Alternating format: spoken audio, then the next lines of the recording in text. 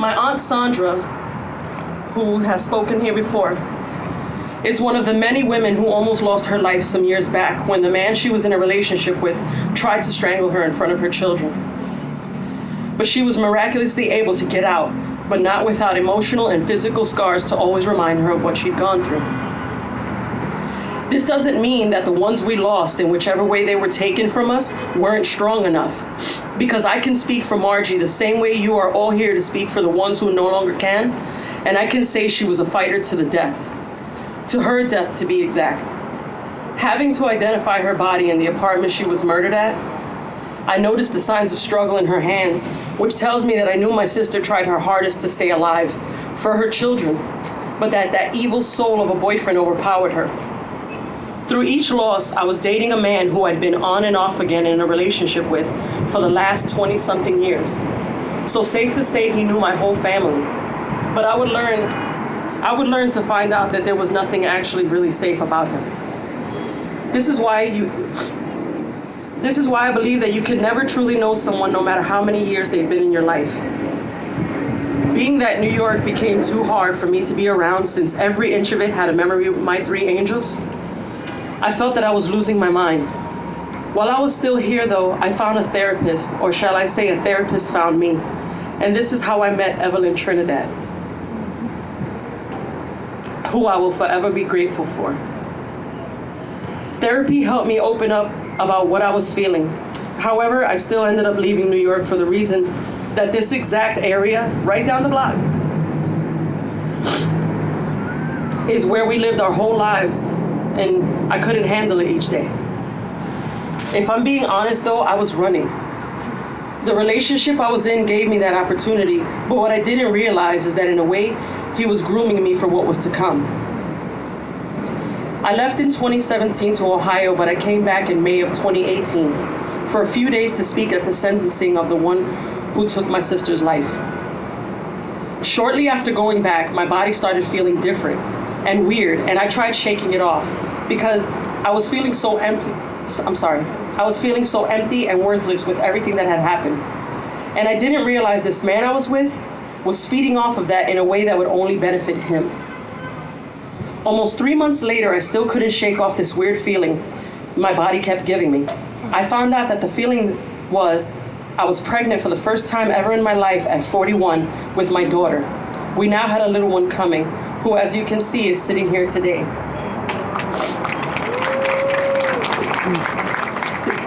Thank you. She is truly my miracle and my blessing, and how I ended up finding myself again. Being a mom is the main reason I could never regret having left to Ohio.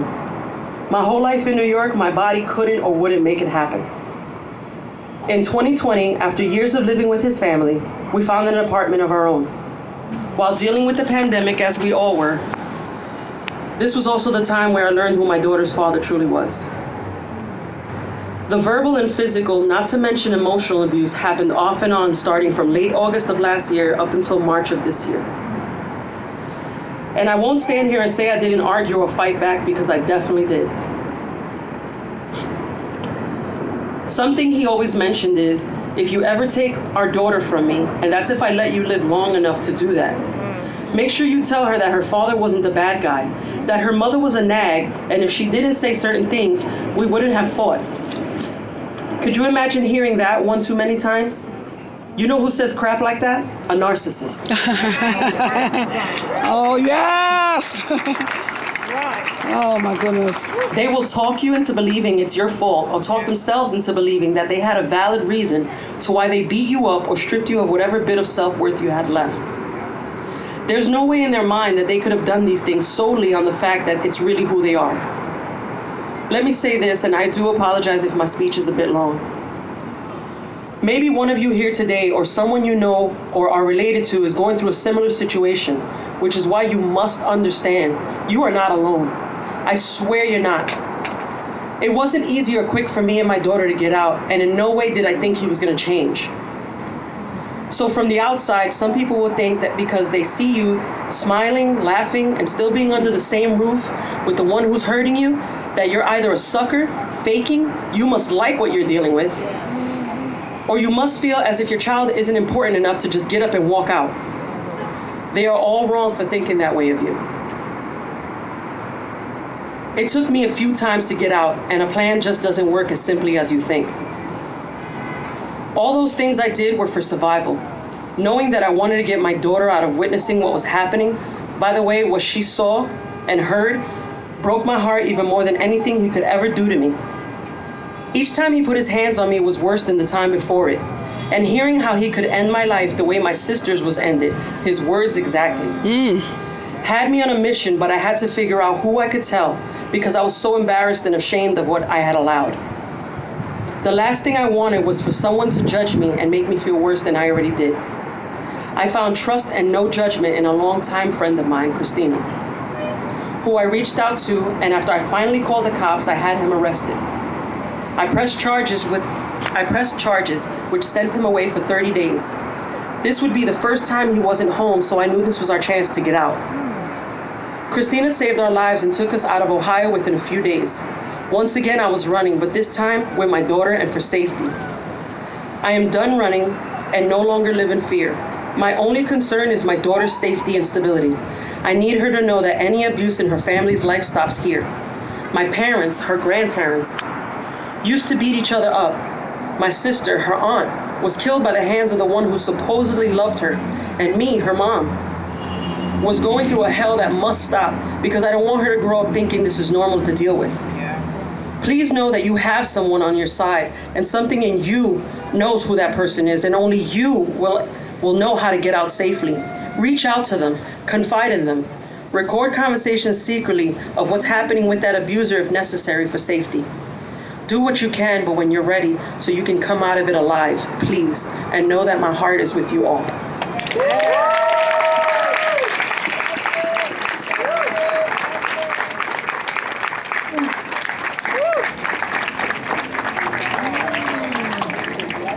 You can't find out. Thank you so much, Maria.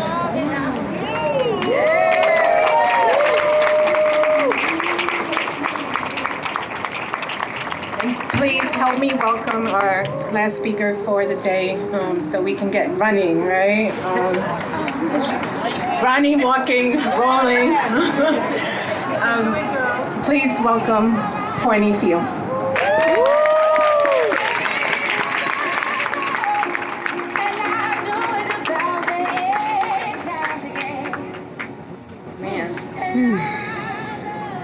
Got this. That's all.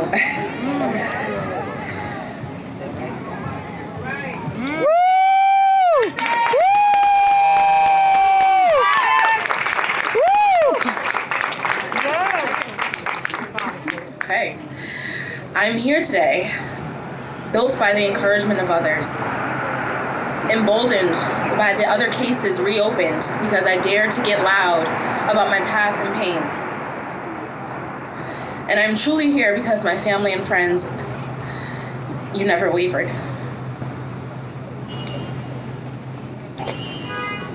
Thank you for never leaving my side, even when I buried myself in the dark. In a truly ironic way, I'm here because my abuser's last words to me were, "Shut up. No one will ever listen to you." Joke's on him.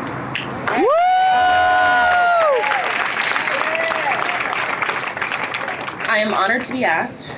Thank you, Evelyn. I'm honored to be considered someone worth hearing, someone who can push for hope and change. But honestly, from the moment I was asked, I've been in hiding. Truthfully, I am embarrassed. I've rewritten this so many times, I'm still in disbelief. I'm still embarrassed and ashamed that I was victimized. I was attacked, stalked, harassed, and impersonated. I am ashamed to say today to everyone here, officially and publicly, that at 23 years old, with everything right and perfect on paper, with my perfect education and my perfect language, I entered an abusive relationship. And it took me 4 years to escape physically. And it's the last 5 hellish years, it took the last 5 hellish years for me to truly gain my freedom. I was hurt and abused by Brian Robert Dittersdorf and a very broken system that seldom protects victims. Everyone tells us that we have nothing to be ashamed of, and our abusers are the ones who ought to be ashamed. But no one can truly tell us where to place the shame so it doesn't creep up in our throats or seep into our everyday and make us feel like imposters, questioning our very existence. No one can truly tell us how to soothe the nightmares and move forward. I can only tell myself, and now you, that you are not alone. There are more of us than we'll truly ever know.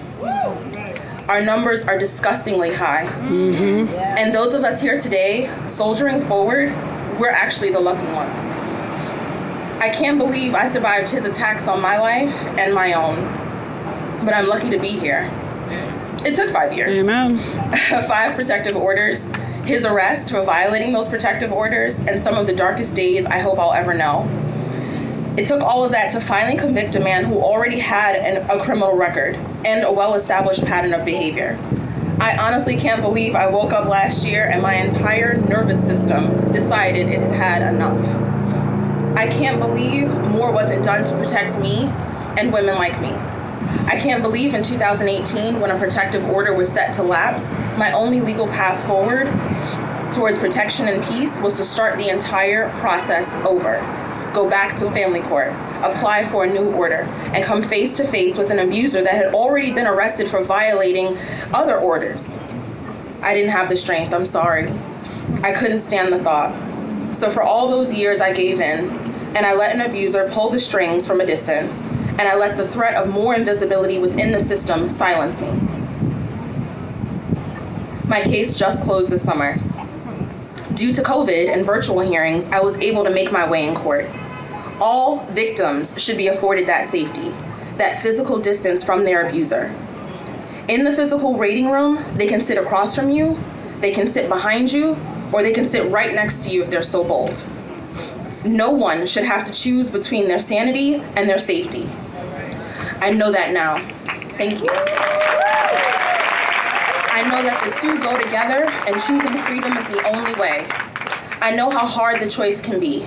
I've had to report revenge porn and retell my stories to officers and have them hit on me, flirt, attempt to close my case, dismiss me, and imply I deserved it because I was a different age and race than my abuser. One detective even apologized for his skepticism, admitting he didn't believe me until he ran my abuser's fingerprints. His record should not have made me more believable. And while it is remarkable that revenge porn is now illegal in our state, I've been reporting his crimes long before the law and its loopholes existed. I struggle to sit with the fact that thanks to our tax dollars and funding from DC, NYC has one of the most technologically advanced police departments in the world. Yet revenge porn, cyber harassment, and criminals using the internet to attack and hunt women somehow continue to evade the law. In reliving this journey to find the words to share with you all today, I realize I'm not just embarrassed. You can probably tell, I'm incredibly enraged. In all my rage, what can I say to inspire us and send us off? I say we become warriors for one another.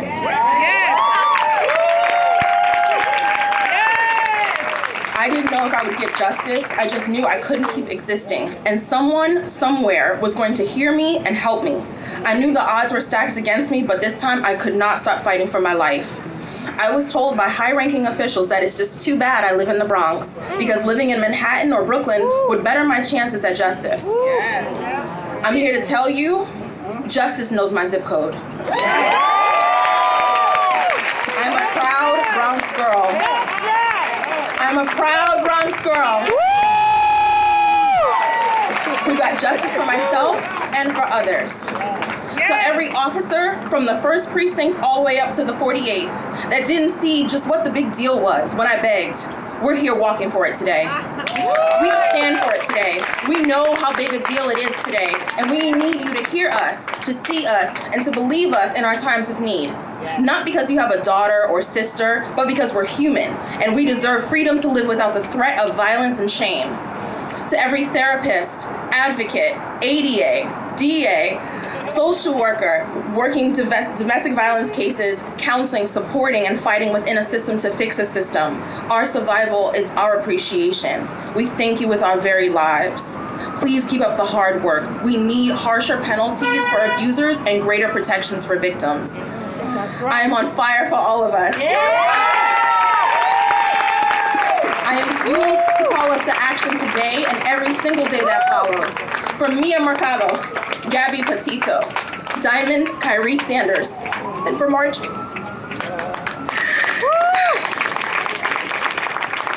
And for all of us, all of the others, may they rest in eternal peace.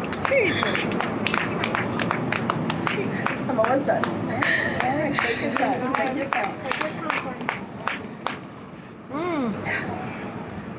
For women afraid to decline advances from men in fear of retaliation as we simply walk our communities.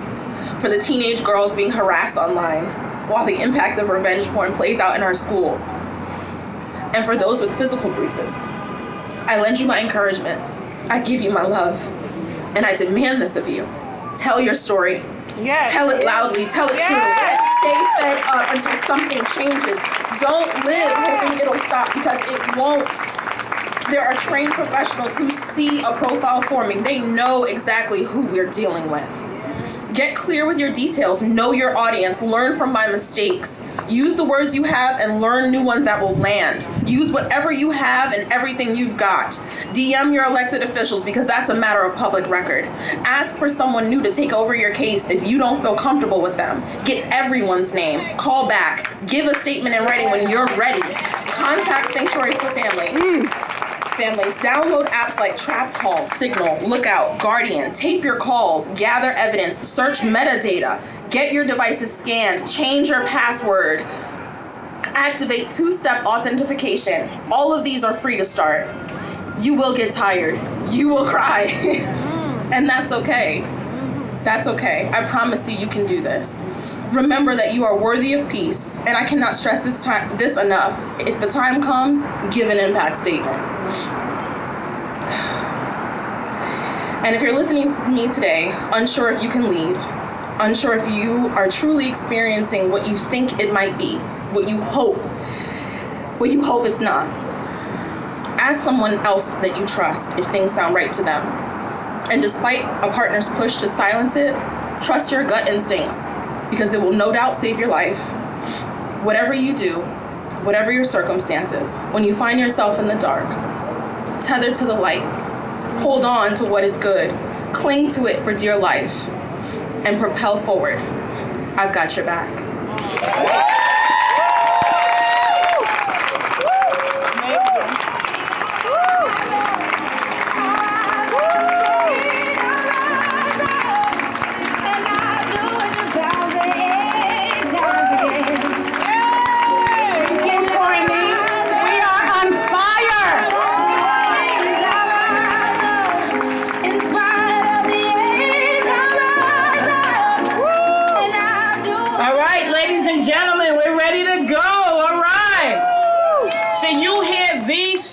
And this tells you why we do the work that we do here in the DA's office, and why we are here today to walk, run, and roll against domestic violence. So now, everybody, let's get ready to